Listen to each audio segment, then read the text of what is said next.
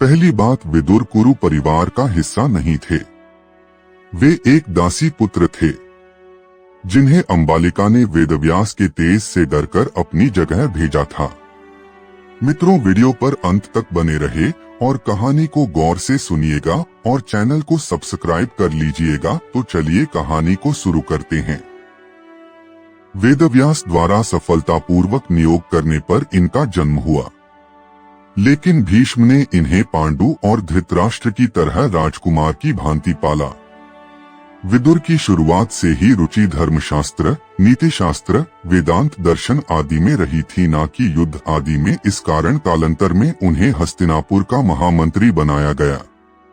वे अपनी बुद्धिमत्ता के कारण संपूर्ण भारत में प्रसिद्ध थे। धृतराष्ट्र और पांडु इन्हें अपना भाई और कौरव और पांडव इन्हें अपना काका ही मानते थे, पर कौरव दासी पुत्र होने के कारण उन्हें अधिक महत्व नहीं देते थे। धृतराष्ट्र विदुर का सम्मान तो करता था, पर वह अपने पुत्रों के विषय में इनकी कोई बात नहीं सुनता था। धर्मपरायण, सुसभ्य, सद्व्यवहार पूर्ण आचरण के कारण ये पांडवों को पसंद करते थे। लाक्षागृह में पांडव इनकी युक्ति के कारण बच निकले थे। बाद में पांडवों के जीवित होने और इनके विवाह का समाचार उन्होंने ही सबको दिया था। पंचाल कन्या द्रौपदी के अपमान को रोकने की कोशिश इन्होंने की, पर सभा में सबके मौन और नृशंसकृत्य से दुखी होकर उन्होंने हस्तिनापुर का त्याग कर दिया था। लेकिन बाद में भीष्म के जोर देने पर उन्हें वापस बुला लिया गया। कौरव, शकुनी, कर्ण आदि उनके पांडवों के प्रति झुकाव से अच्छी तरह वाकिफ थे, तो फिर वह क्यों उन्हें अपनी तरफ से युद्ध करने को कहते, जब उन्होंने जीवन काल में ना कोई युद्ध लड़ा था और ना वह युद्ध कला जानते थे। वैसे भी वह हस्तिनापुर के महामंत्री थे, युवराज, राजा, राजकुमार नहीं जो कौरवों की तरफ से लड़ने को बाध्य होते, जिस तरह भीष्म कृपाचार्य थे। हाँ, अगर धृतराष्ट्र नेत्रहीन ना होते तो वह पांडवों के विरुद्ध लड़ सकते थे। भीष्म, द्रोणाचार्य, भगदत्त, भूरिश्रवा जैसे महारथियों से सजे कौरव पक्ष ने भी उन पर युद्ध लड़ने का दबाव नहीं डाला, और डालते भी क्यों। युद्ध में राजा, राजकुमार, सामर्थ्यवान योद्धा ही लड़ते थे, मंत्री या राज परिवार के सभी सदस्य नहीं। महाभारत के युद्ध में कई राज्यों के राजकुमार भी युद्ध में नहीं लड़े थे, क्योंकि राजा की अनुपस्थिति में किसी न किसी को राज्य की व्यवस्था संभालनी होती थी। युद्ध के बाद यही राजकुमार अपने अपने राज्यों के शासक बने। इसी कारण अश्वमेध यज्ञ में युधिष्ठिर ने किसी भी राजा का वध करने से अर्जुन को मना किया था। उन्हें केवल पराजित करने और विनम्रता पूर्वक अधीनता स्वीकारने के लिए तैयार करने को कहा था। युद्ध के दौरान विदुर ही हस्तिनापुर की शासन व्यवस्था संभाल रहे थे। क्योंकि धृतराष्ट्र युद्ध देखने में व्यस्त, नेत्रहीन होने के कारण शासन की देखरेख में बिना सहायता के असमर्थ थे, तो वह युद्ध में कैसे भाग ले सकते थे। इन सभी कारणों से उन्होंने युद्ध में हिस्सा नहीं लिया। विदुर के चरित्र और जीवन का सबसे बड़ा आधार उनका धर्मनिष्ठ स्वभाव था। वे कभी भी अधर्म का साथ नहीं दे सकते थे।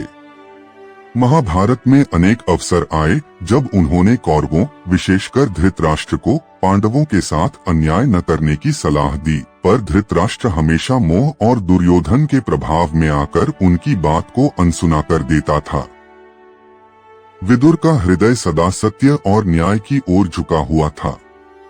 वे पांडवों को न केवल अपने भतीजे मानते थे, बल्कि उन्हें योग्य, धर्मपरायण और राज्य के योग्य उत्तराधिकारी भी समझते थे। ऐसे में दुर्योधन के अधर्मपूर्ण पक्ष में खड़े होना उनके सिद्धांतों के विपरीत था। युद्ध की घोषणा के समय भी विदुर ने धृतराष्ट्र को सलाह दी थी कि पांडवों के साथ सुलह करके युद्ध टाल दें, क्योंकि यह युद्ध दोनों पक्षों का विनाश करेगा। लेकिन जब धृतराष्ट्र ने उनकी एक न सुनी, तो विदुर ने युद्ध में किसी भी पक्ष से हथियार उठाने से इनकार कर दिया।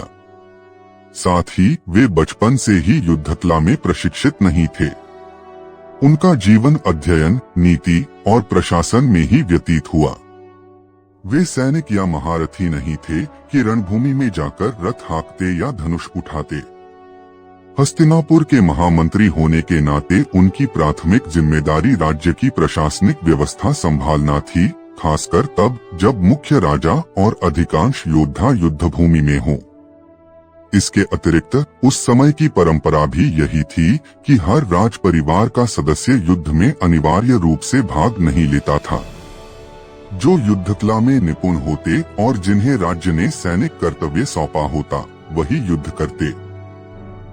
बाकी सदस्य राज्य की रक्षा, आपूर्ति, संदेश विनिमय और शासन की व्यवस्था संभालते थे।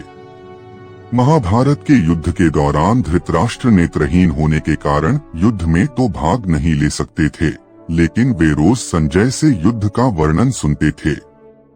इस दौरान विदुर ही हस्तिनापुर की आंतरिक सुरक्षा, नागरिक व्यवस्था, खजाने की देखरेख और राजनीतिक निर्णयों का प्रबंधन कर रहे थे। युद्ध में उनकी अनुपस्थिति दरअसल उनकी राजकीय जिम्मेदारियों का निर्वाह थी। युद्ध समाप्त होने के बाद भी विदुर ने अपने धर्म का पालन किया। वे विजयी पांडवों के साथ भी किसी पद या लोभ में नहीं रहे, बल्कि वैराग्य लेकर तीर्थ यात्रा पर चले गए और अंतः वन में ही अपने जीवन का त्याग किया।